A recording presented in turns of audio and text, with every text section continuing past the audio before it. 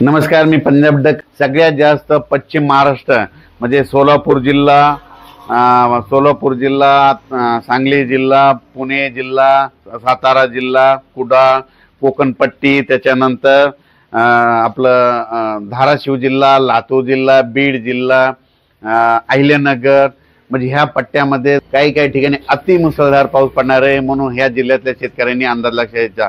इतका मुसळधार पाऊस पडल्यामुळे काय होणार आहे, त्या तळ्याला पाणी येणार आहे.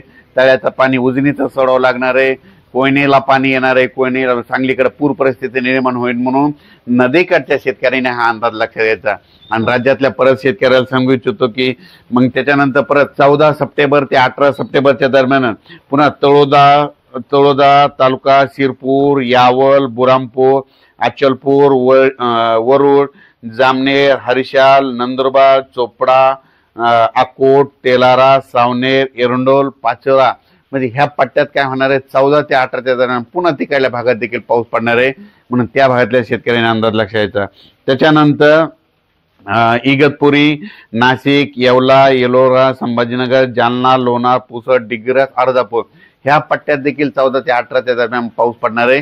म्हणून हा अंदाज लक्षात घ्यायचा. राज्यातल्या सर्व शेतकऱ्याला सांगू इच्छितो की हा परतीचा पाऊस आहे. परतीचा पाऊस जोरदार पडणार आहे. ठिकठिकाणी मुसळधार पडणार आहे, कुठं अतिमुसळधार पडणार आहे, कुठं रिमझिम पडणार आहे. म्हणून हे अंदाज लक्षात घ्यायचा. राज्यात आता सविस्तर सांगतो. मुंबईला देखील मुंबई, इगतपुरी, नाशिक, नंदुरबार, धुळे, जळगाव ह्या पट्ट्यात देखील 14 ते 18 दरम्यान काही ठिकाणी अतिमुसळधार पाऊस पडणार आहे. कुठं मुसळधार, कुठं रिमझिम, कुठं पेंडॉलचा पाऊस पडणार आहे. म्हणून शेतकऱ्यांनी आणि जनतेने हा अंदाज लक्षात घ्यायचा. त्याच्यानंतर कोकणपट्टीला देखील संपूर्ण त्या कोकणपट्टीच्या जिल्ह्यामध्ये चांगला जोराचा पाऊस पडणार आहे. म्हणून कोकणातल्या सगळ्या शेतकऱ्यांनी अंदाज लक्षात घ्यायचा.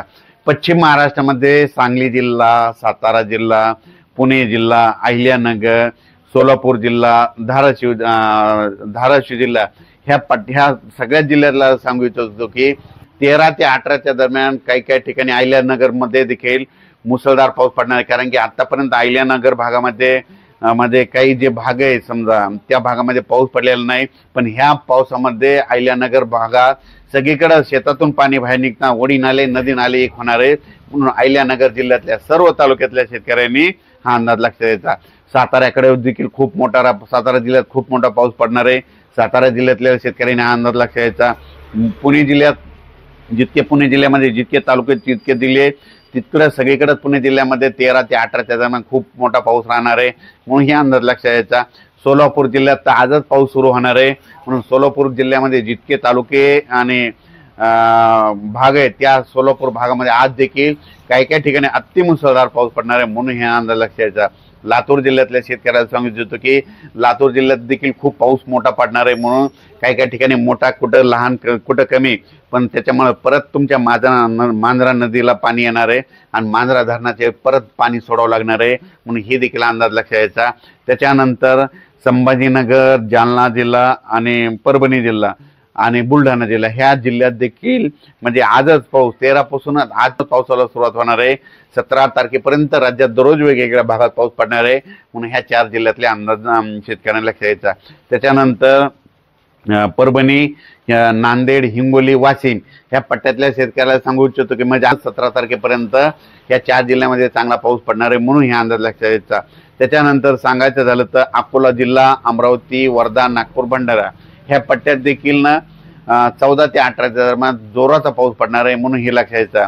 अमरावती, अकोला सगळीकडे जवळपास सांगायचं झालं तर पूर्व विदर्भ, पश्चिम विदर्भ म्हणजे 6-5-11 जिल्ह्यामध्ये सगळीकडे मध्ये 14 ते म्हणजे आजपासूनच 12 ते 17 दरम्यान जोराचा पाऊस पडणार आहे. म्हणून हे लक्षात घ्यायचं. आता मराठवाड्यात देखील सगळ्याच जिल्ह्यामध्ये ह्यामध्ये 6 दिवसामध्ये जोराचा पाऊस पडणार आहे. म्हणून मराठवाड्यातल्या सर्व शेतकऱ्यांनी हा अंदाज लक्षात घ्यायचा.